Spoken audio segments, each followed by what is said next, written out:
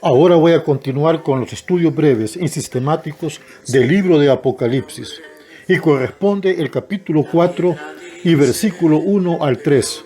Y dice así: Después de esto miré y he aquí una puerta abierta en el cielo, y la primera voz que oí, como de trompeta hablando conmigo, dijo: Sube acá, y yo te mostraré las cosas que sucederán después de estas. Y al instante yo estaba en el Espíritu, y he aquí un trono establecido en el cielo, y en el trono uno sentado. Versículo 3. Y el aspecto del que estaba sentado era semejante a piedra de jaspe y de cornalina, y había alrededor del trono un arco iris, semejante en aspecto a la esmeralda. Cuando he entregado el mensaje de salvación y vida eterna en Cristo Jesús a los pecadores, muchos con arrogancia y soberbia me han cuestionado, diciéndome: dime, ¿en dónde está Dios? ¿Quién lo ha visto? ¿Y qué es lo que Dios hace? En este pasaje de la Escritura que he leído, en el libro de Apocalipsis capítulo 4 y versículo 1 al versículo 3, nos revela que el cielo es la morada de Dios y será también el lugar de la morada de los redimidos por el sacrificio de Cristo hecho en la cruz. El apóstol Juan, estando desterrado en la isla de Patmos, estaba en plena comunión con Dios mediante la bendita oración, y su espíritu salió del cuerpo y fue invitado a subir al cielo, y cuando entra al cielo para recibir el Apocalipsis, es cuando nos da el testimonio de lo que él vio y escuchó en el cielo. Y de lo primero que el apóstol Juan se da cuenta es que el cielo es la morada de Dios y que Dios está sentado en su trono. Veamos lo que dice este capítulo 4 y versículo 1 y 2.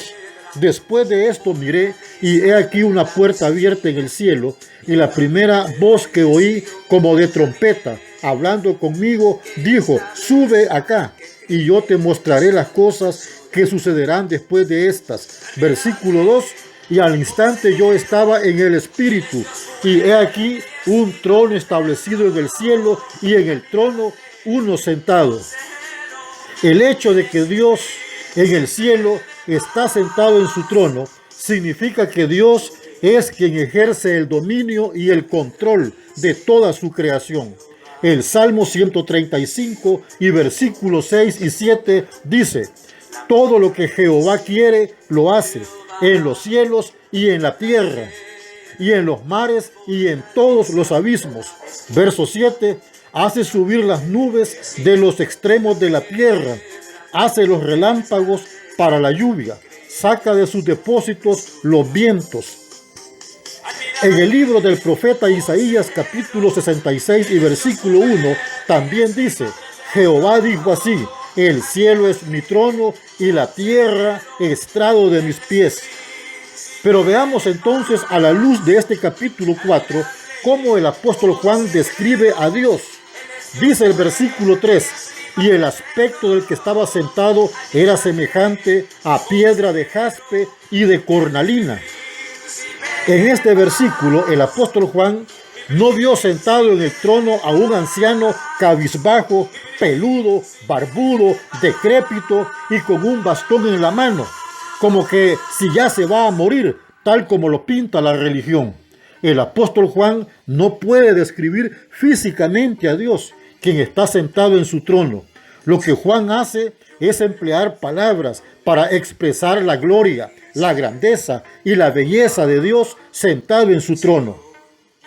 El doctor Evis Carballosa, en su libro titulado Apocalipsis, la consumación del plan eterno de Dios, explica muy apropiadamente lo que puede significar este versículo 3 que he leído, y lo hace diciendo de la manera siguiente: las piedras preciosas mencionadas como el jaspe y la cornalina simbolizan las deslumbrantes glorias, atributos, excelencias y perfecciones de Dios, el Padre.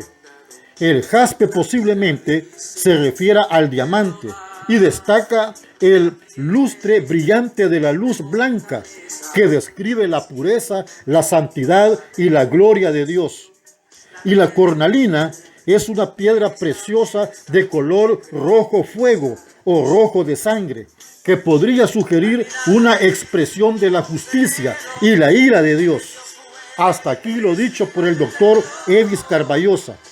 Estimados, esta maravillosa revelación de Dios a Juan nos dice a nosotros que debemos de vivir una vida pura, santa, para reflejar la luz de Dios al mundo y poder escapar de los justos juicios de Dios. Dice el apóstol Pedro en su primera carta universal, en el capítulo 2 y versículo 9. Mas vosotros sois linaje escogido, real sacerdocio, nación santa, pueblo adquirido por Dios, para que anunciéis las virtudes de aquel que os llamó de las tinieblas a su luz admirable. Es por eso que ya no nos enredemos más en los negocios de este mundo. El apóstol Pablo en la segunda carta a Timoteo, en el capítulo 2 y versículo 4, dijo: ninguno que milita se enreda en los negocios de la vida, a fin de agradar a aquel que lo tomó por soldado. Me están escuchando líderes y pastores de las diferentes iglesias cristianas en todo el mundo. Es tiempo de poner la mirada en el cielo, nuestra patria celestial. El apóstol Pablo en la carta a los Filipenses, en el capítulo 3 y versículo 20, dijo: mas nuestra ciudadanía está en los cielos, de donde también esperamos al Salvador, al Señor Jesucristo. Estimados amigos y hermanos en la fe de nuestro Señor Jesucristo, tenemos la palabra escrita de Dios, la cual nos habla de su existencia en el cielo, quien está sentado en su trono, teniendo el control y el dominio de todas las cosas.